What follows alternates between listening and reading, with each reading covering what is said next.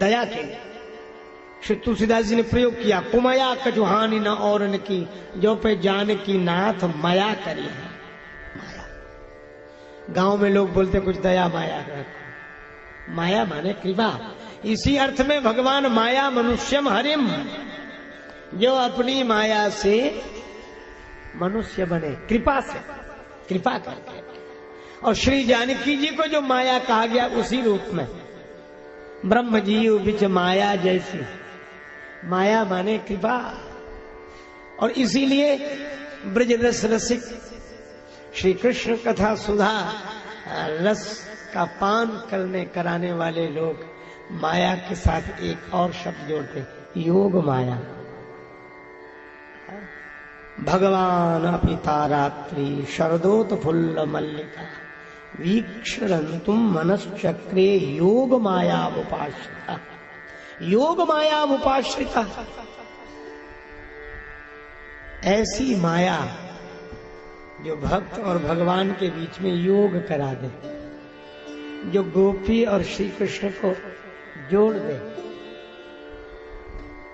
श्री राम और श्री लक्ष्मण के बीच में माया, लक्ष्मण जी जीव, राम जी भगवान, और बीच में यह भगवान की माया। माया माने कृपा। तो ये भगवान मुस्कुराए, माया, माया माने यहाँ कृपा। और कृपा के कारण जो लोग इधर उधर की बात कर रहे थे उनका चित्त भी भगवान की ओर चला गया। देखो भगवान जब मुस्कुरा कर अपनी ओर चित्त खींचते ना किसी का, तो यह उनकी कृपा ही तो है। तो विश्वामित्र जी फिर उत्तर देने लगे, रघुकुल मनि दशरथ के जाए, मम हित लागी नरेश पठाए। गादी नंदन बोले, मैं अपनी यज्ञ रक्षा के लिए अयोध्या नरेश महाराज दशरथ से मांग कर लाया हूं। ये उन्हीं यशस्वी सम्राट के दोनों पुत्र हैं, श्री राम और श्री लक्ष्मण। यज्ञ रक्षा के लिए जनक जी ने आश्चर्य में भरकर पूछा, तो क्या आपका यज्ञ पूरा हुआ? गीतावली में संकेत है। जनक जी पूछते, क्या आपका यज्ञ पूरा हुआ?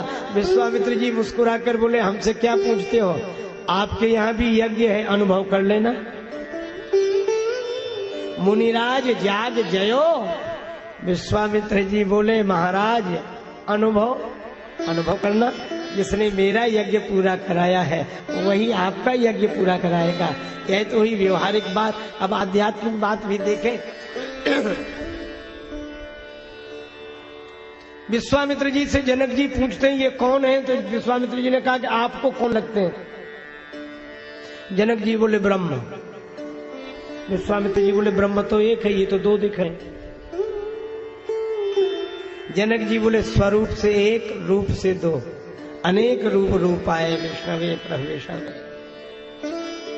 अच्छा, एक बात कहें, ब्रह्म तो इंद्रियों का विषय नहीं है, यह तो दिखाई दे रहा है।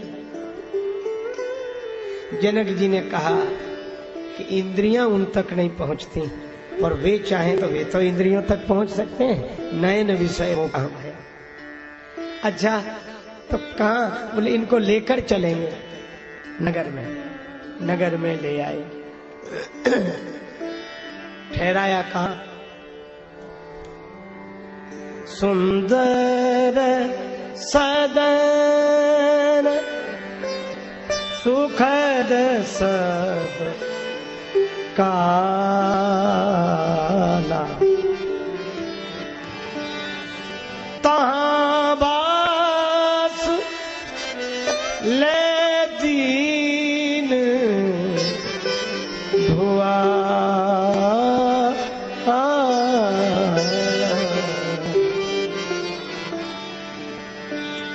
भगवान को सुंदर सदन में ठहराया।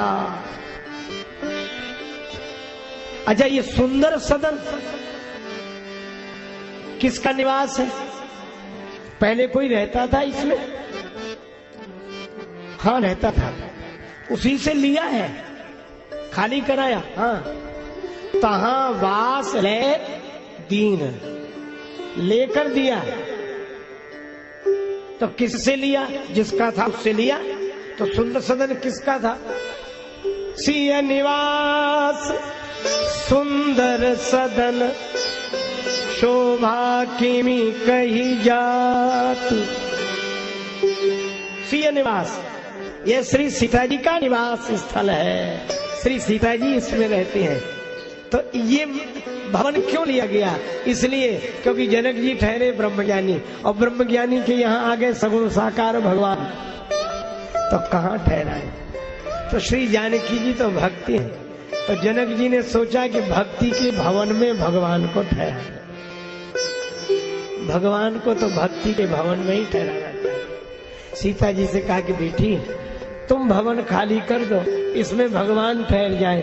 अच्छा, जानकी जी ने कहा कि पिताजी फिर मैं कहाँ रहूंगी? जनक जी आंखों में आंसू भर के बोले बेटी तुम हमारे घर में आ जाओ, और तुम हमारे घर में रहो और तुम्हारे घर में भगवान रहे।